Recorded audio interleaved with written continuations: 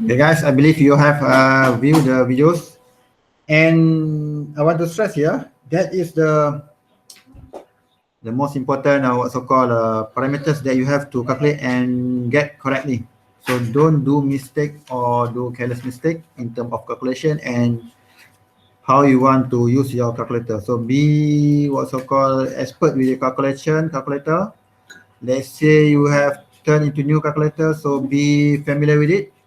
Because me myself, I have do many mistakes regarding the calculation, but as I mentioned before, so you have to learn, or you have to make sure that your calculation is correct by comparing between ZF and Z backward, Z forward and Z backward. Z forward should be bigger in terms of value compared to Z backward. So means that you have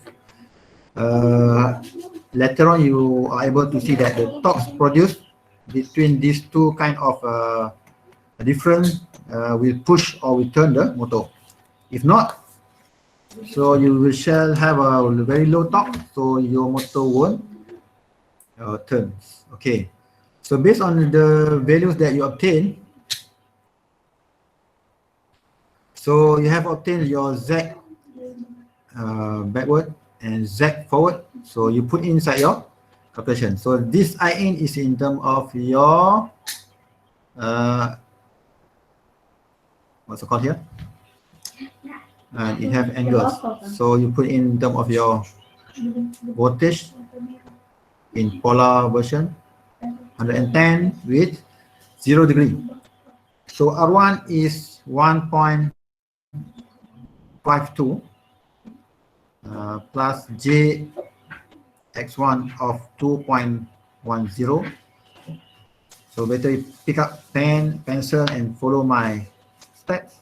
So better for your remembrance, the memory, because when we read, we can see that, or we believe that we understand, but when we want to do the exercise or calculation, so that shows our understanding if we really understand or not.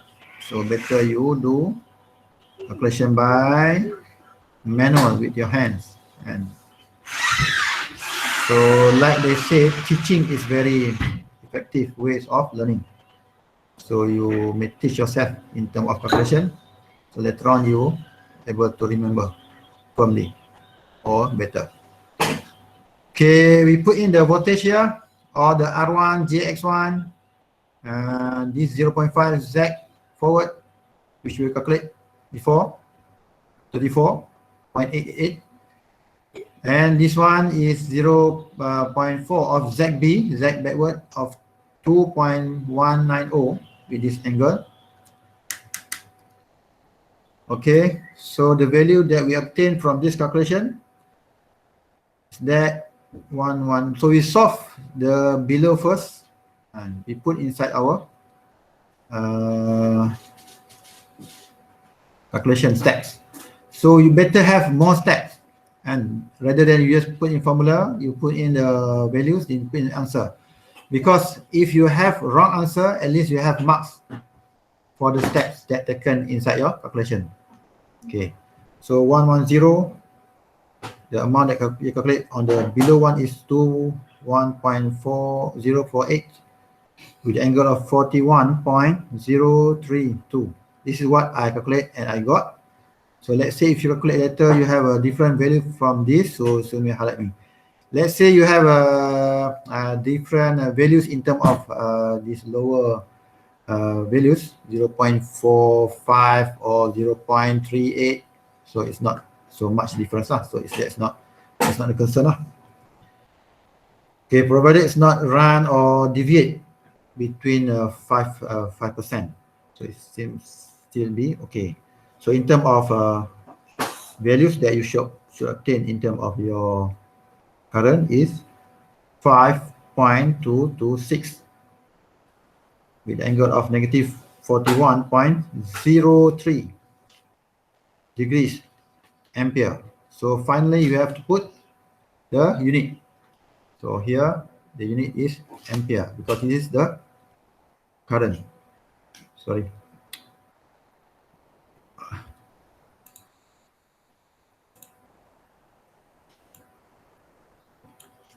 Can you see my screen?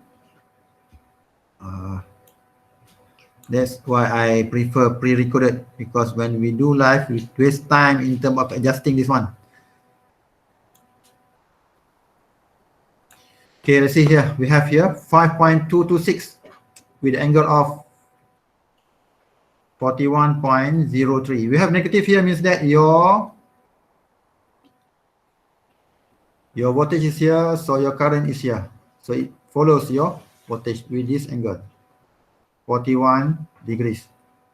And so your current is lagging with the voltage of this angle. Okay, this is the value of your I in or I1 that comes into your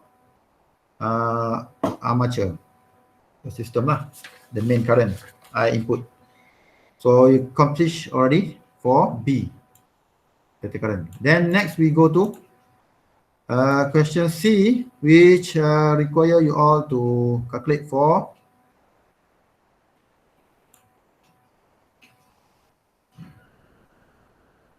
your stator power factor. And C, what is your stator power factor? So actually your power factor is this one.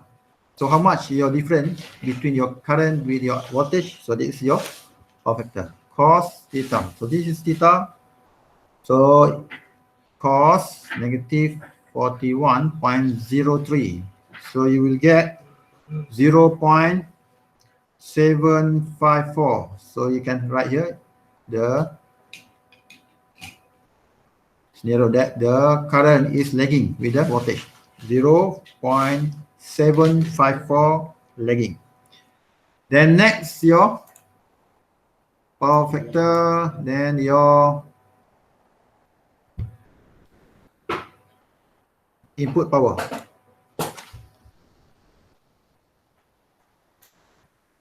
This is your input power.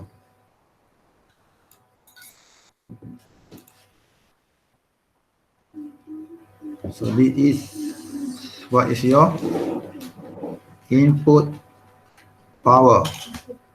So P in is equal to V in times I in cos theta. For DC, you just V in times I in because we don't have any angle.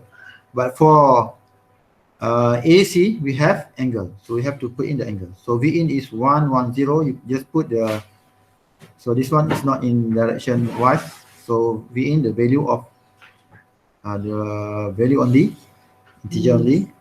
So you have to calculate for your current, which is 5.226 times your power factor, 754. So the value is, you will get 433.65 watt. So this is your P in. And you may convert into horsepower, but usually we write in watts. On the output, we write in horsepower, how much the dragging or the force that we apply to the load.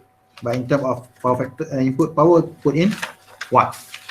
Then we need to calculate what is the air gap power. And the air gap power.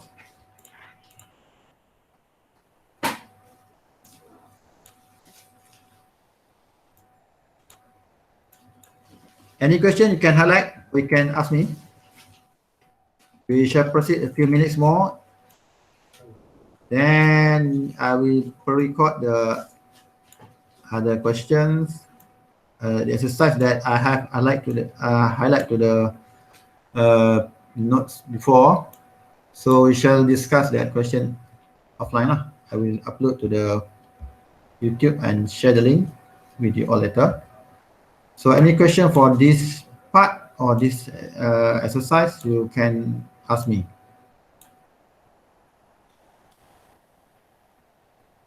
Oh, very troublesome using this one online.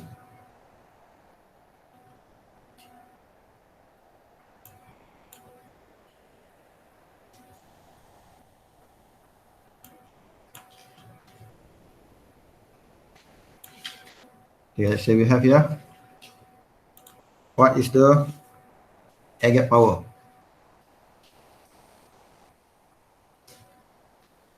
So P air gap is equal to the air gap of forward plus, sorry, not plus, actually minus. That's why I told you we have to calculate, and to make sure that the forward and backward, they have a very distinguished value. So the power that force on the air gap, which is forward, will be bigger than backward. And air gap forward, air gap minus air gap backward. So P air gap forward is equal to P equal to I square R. I square 0.5 of your R forward. The calculation or the value that you calculate just now, R forward. So I is I in, you calculate just now, which is 5.226 square. 0.5 here times RF that we have calculated previously. We got the value of 34, sorry, not 34, was in the matrix number. Oh.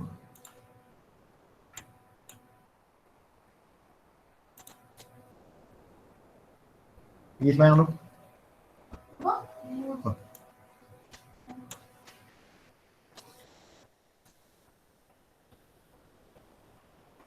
Okay, PA gap. The value we calculated just now is how much?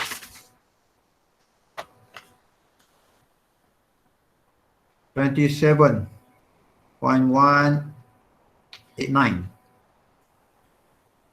So we will get the value of 371.28 watt.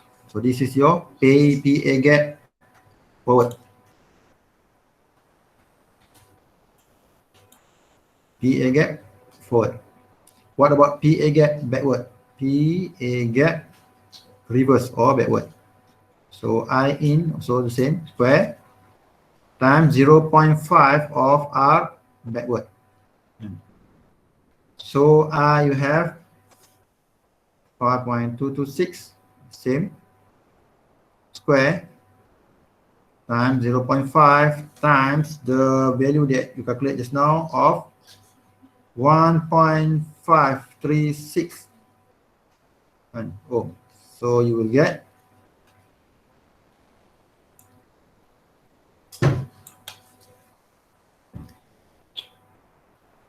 20.97 watt.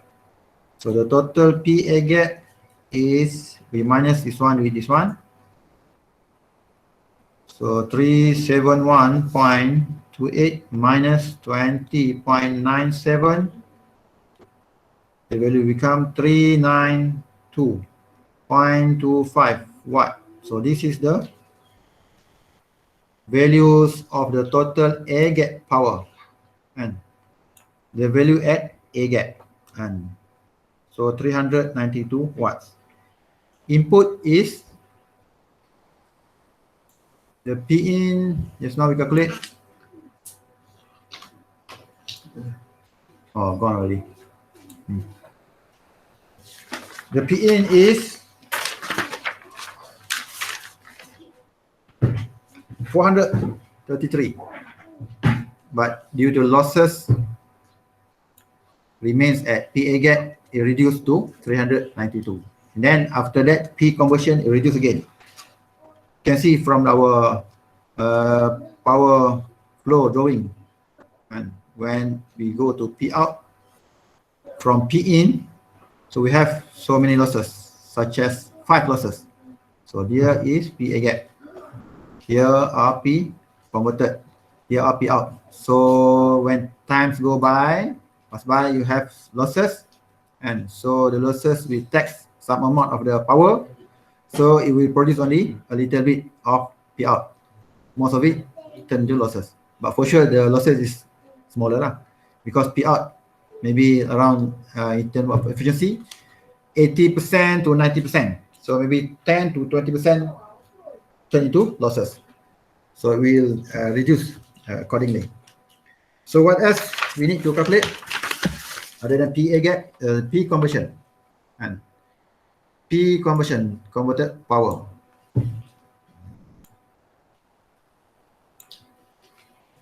So P converted power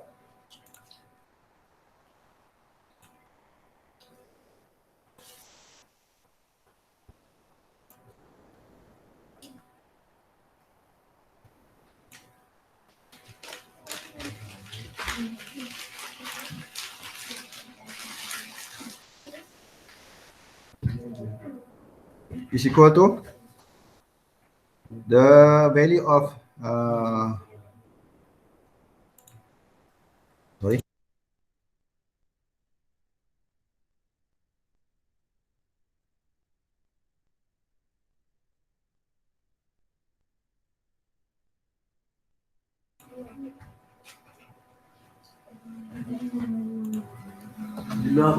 okay, P converted power conversion.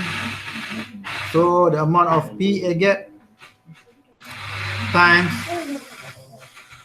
or minus the slip. So how much the full power minus the slip times your A gap. So that's your converted power. Okay, 1 minus 0.07%, so 7% of the power. So that is your P converted power. So you have PA gap 392.25 just now. So the remains in the converted power is 364.79 watt. So P converted. So next, what is your induced torque?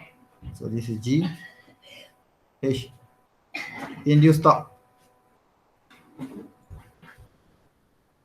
The induced torque is the torque that produced at the A gap before your shaft. So it relates with the synchronous speed. P A gap divided by synchronous speed. So P A gap, put the value here. No, this one, the 392 divided by synchronous speed. So synchronous speed per the example inside your books. So you will get 3.746 Newton meter. So this induced torque 3.746 Newton meter. GH, this one, sorry, this one is F, this one is G, and H is your P out, and P out is equal to P converted or P conversion divided minus P or the losses that mentioned here, rotation loss, which is 364 divided by minus 35 and also minus the 16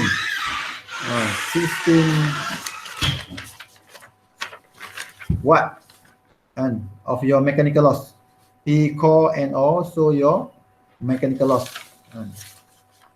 So this one is 35, this one is 16. So the remains of your rotation loss is 3. Oh, sorry, the remain of your P out is 313.79 watt. So this is your P out. And your P out.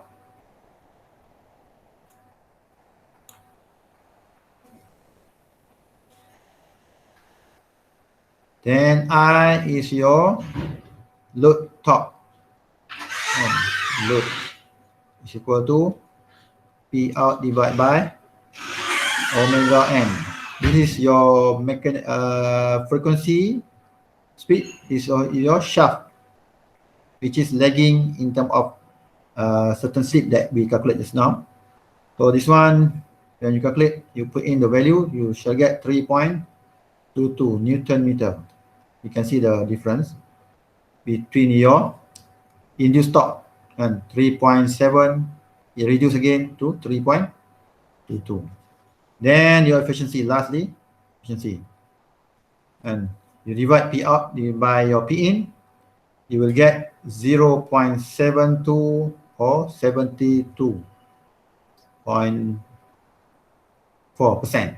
And so this is your efficiency. Divide your P out with your P in. So that's all for example of 9.1 in the note. I will discuss, sorry, just one, this is the note, example in note. So example 9.1, 9.3, and 9.5, I will discuss in the pre-recorded video and upload to the YouTube, and I will note or will share with you the link. And then for your synchronous speed and synchronous machine, by right, you can refer the notes in the Google Classroom, and I will share also the pre-recorded videos with you all regarding the briefing and the exercise later on. And that's all for today. Any question from the floor?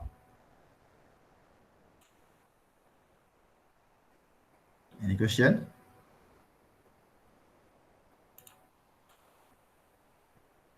Everything's okay? Everybody is here? Or still here? Okay, if not, so, okay, we stop here. Anything in this coming next this Thursday class? I hope you can do synchronous again for the class. If not, okay. Thank you very much for your time. See you again, inshallah. Assalamualaikum warahmatullahi wabarakatuh.